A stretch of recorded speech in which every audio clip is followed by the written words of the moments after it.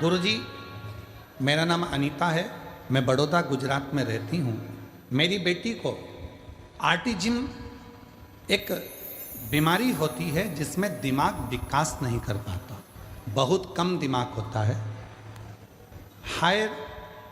Hyper हो जाती है, सामान फेंक देती है, सामान तोड़ देती है, उसके हाथ में जो आता है वो फेंक देती है, तोड़ फोड़ कर देती है।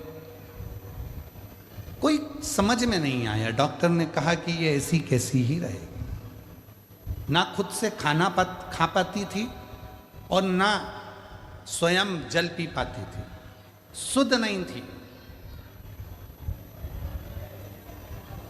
कहाँ क्या करना है इसकी भी उसको शुद्ध नहीं रहती थी। एक ऑटिज्म बीमारी। कहीं बैठी हो बेटी, अगर आए हो, मेरा नाम अनीता है, मैं बड़ोदरा की रहने वाली हूँ, कहीं बैठी हो तो आ सकती हैं एक बेलपत्र लेने के लिए। उसमें उसे शुद्ध नहीं रहती थी। ना वो खुद खाना खा सकती है, ना पानी पी सकती है, तोड़ फोड़ करती है, हाइपर है। समझ में नहीं आता था क्या करे।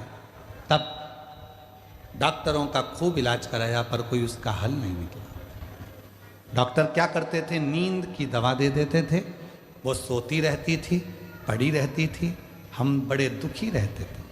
फिर मुझे किसी ने आपकी कथा के बारे में बताया।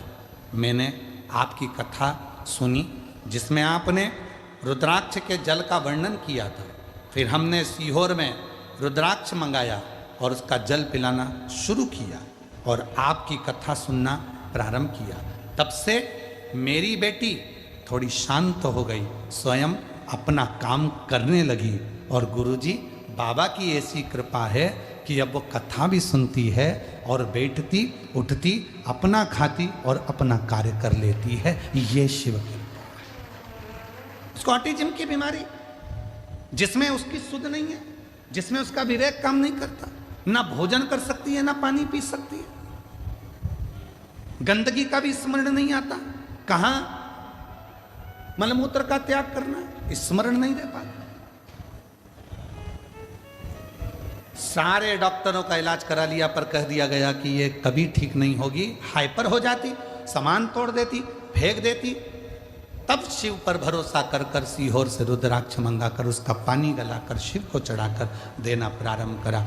आज मेरी बेटी में सुधार है और बाबा की कृपा से अब उसका हालत भी सुधरी है और शिव की कृपा से कथा सुनने के लिए भी आती है और कथा सुनती भी है। ये शिव की उदाहरण, इसको शिव की।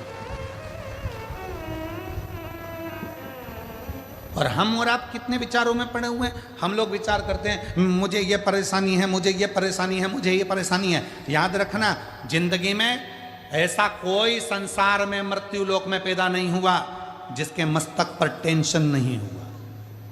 सबको चिंता है, सबको टेंशन है, सबको कुछ ना कुछ परेशानी है।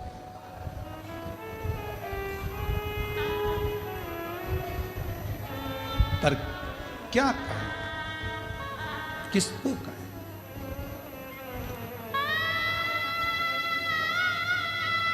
अपनी समस्या का हल अपने को करना है। हमने पहले भी एक बात कही थी, आज फिर कह रहे हैं,